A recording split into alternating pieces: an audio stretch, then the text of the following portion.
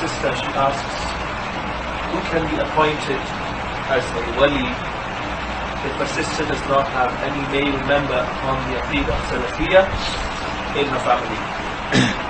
With respect to who is the wali, if the sister does not have any male relative from her father's side who is upon the da'wah to Salafiyah, then who is a wali? First of all, if a person is not Salafi, it does not remove his wilayah. His guardianship is not removed because he is not a Salafi. Guardianship remains with a person even if he is a person who has with him bid'ah. Even if he is sahib bid'ah, a person of innovation, we cannot remove his guardianship. So long as he is a Muslim, his guardianship, the father's guardianship, remains intact. If he is a kafir, mushrik, such as a Hindu, or a Buddhist, or a Christian, or a Jew, or other than that, an atheist, a murtad who has left Islam, or the one who believes that there is a prophet after the Prophet Muhammad sallallahu alaihi wasallam, and other than this, from the beliefs that necessitate that a person is outside the fold of Islam, then they cannot be guardians for her, because it is not permissible for a non-Muslim to be a guardian over a Muslim.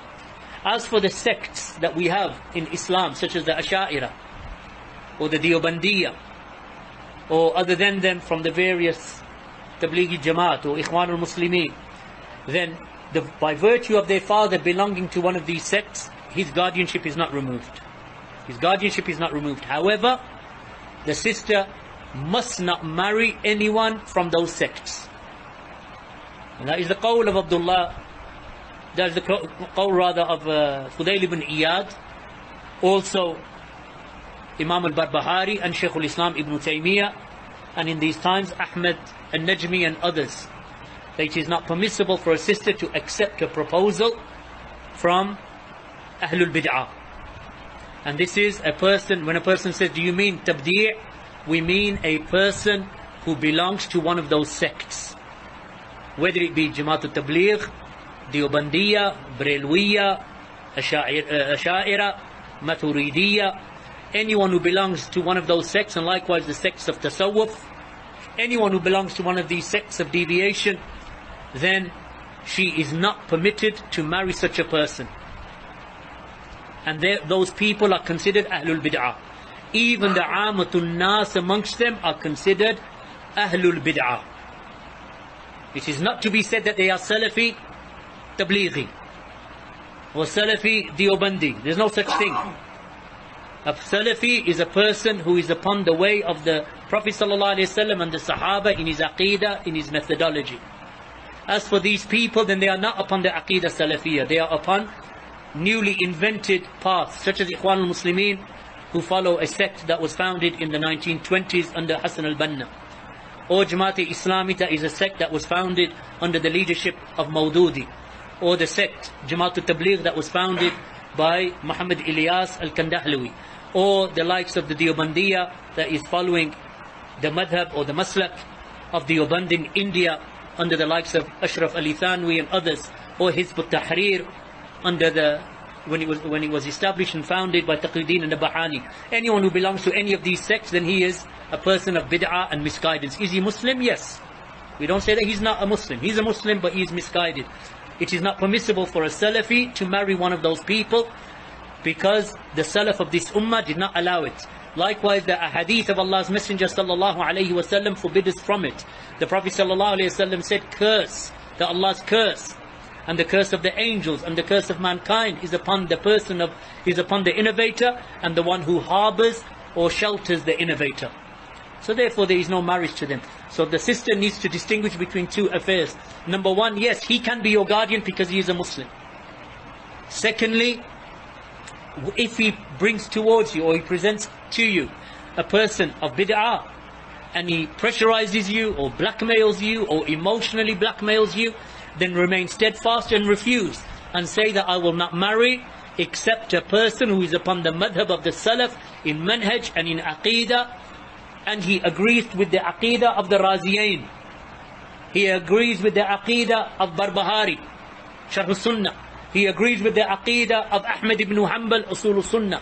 He agrees with the aqidah of Ibn Battah, Al-Ibana. He agrees with the aqidah of Shaykh al-Islam ibn Taymiyyah in Al-Wasitiyah. He agrees with the Aqidah of Muhammad bin Abdul Wahhab in Kitab al-Tawheed. He agrees with the Aqidah of Ibn Uthaymeen in the Aqidah of the Muslim. He agrees with the Aqidah of Rabi' in Manhaj al-Anbiya fi ad-da'wati ila Allah. Then I will marry him. Otherwise I'm not going to marry him. She's not permissible to force her. She has a haqq to refuse or to accept.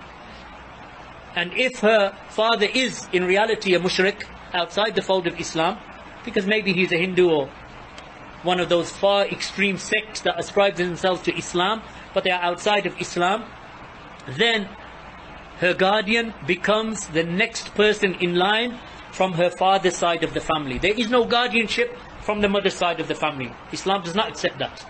Guardianship can only be from the father's side. So it is the father. If not the father, then the grandfather. If not the grandfather, then the brother. If not the brother, then her own son, if she's been previously married. Then she can move on to the paternal uncles. And then the uncle of the uncle, for example, from the father's side. Or the nephew from her brother's side. Or her cousin from her uncle's side. From the paternal uncles. As for all of the male relatives on the mother's side, then they cannot take on wilaya. They cannot be guardians.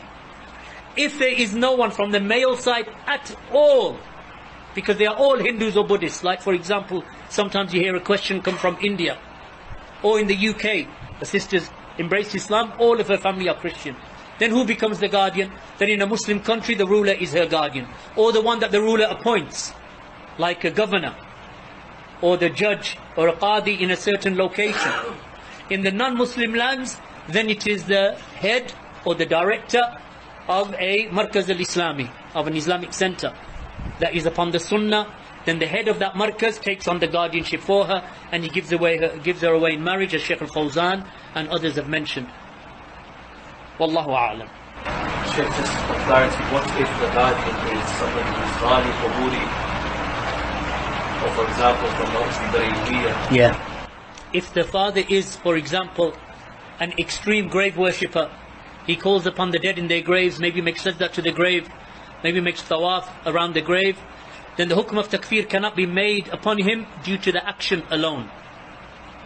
And that is the qawl. And there is a difference, as Shaykh Ahmed al-Najmi has mentioned and others, that there is a difference between the dawabit of tabdi' and the dawabit of takfir. So with tabdi' I've already mentioned, they are Ahlul Bid'ah. As for takfir, then a person who says the kalima La ilaha illallah wa anna Muhammadan Rasulullah, that there is none worthy of worship except for Allah, and that Muhammad is the messenger of Allah, and that he has with him tasawwuf or quburiyya, meaning that he seeks intercession from the graves or even directly asks the dead one in their graves, then our position is that we do not make takfir upon such a person up until the proof is established against him. That was the mawqif of Shaykh al-Islam Muhammad bin Abdul Wahhab rahimahullah ta'ala, who said, by Allah, even if I knew that a person made tawaf of the grave of Ahmed al-Badawi in Egypt, and he made prostration in front of those graves, he said, by Allah, I would still not make takfir upon him. I would not declare him to be a kafir up until the proof is established against him. So how can the people accuse us of takfir, he said.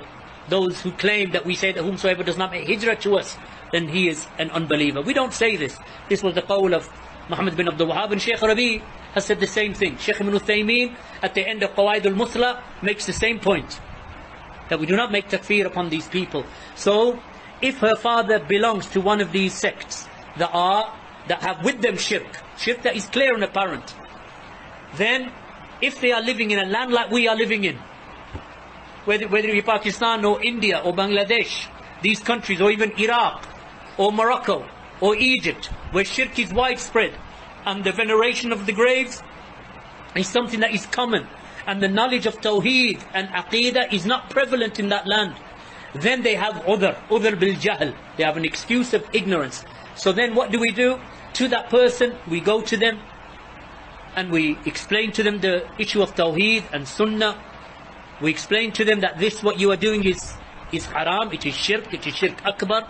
It takes a person outside the fold of Islam, and we provide them the evidences. We remove the barriers.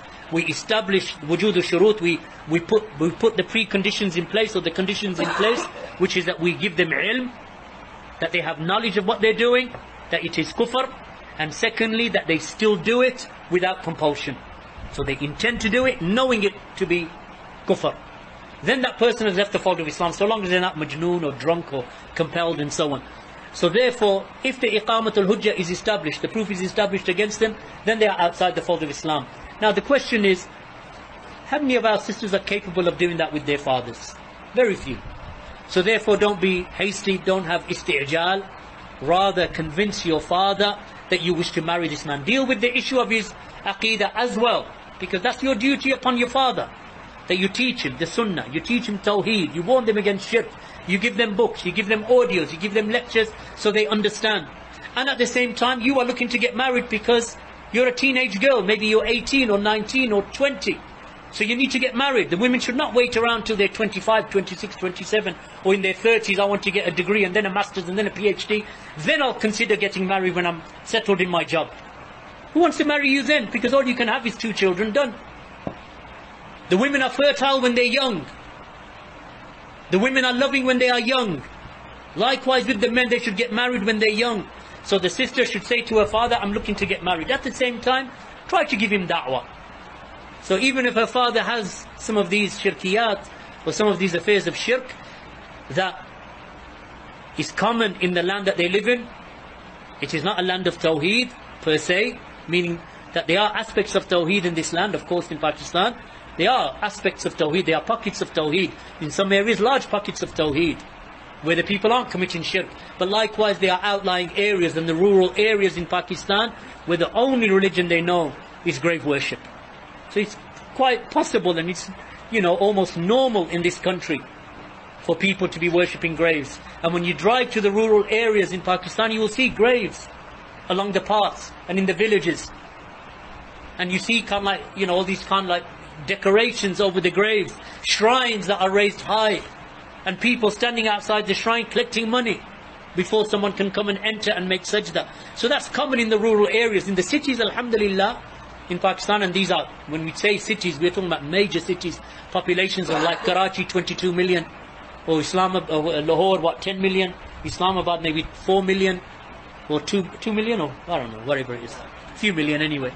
So in these majors, 1 million. Okay, you counting Bari and all that. But anyway. Between Islamabad and Trindi, it's about 4 million. Yeah, between Islamabad, with the twin cities, let's say 4 million. So in these areas, actually, Tawheed is present. Does that mean that Salafiyah is present? Yes, Salafiyah is present.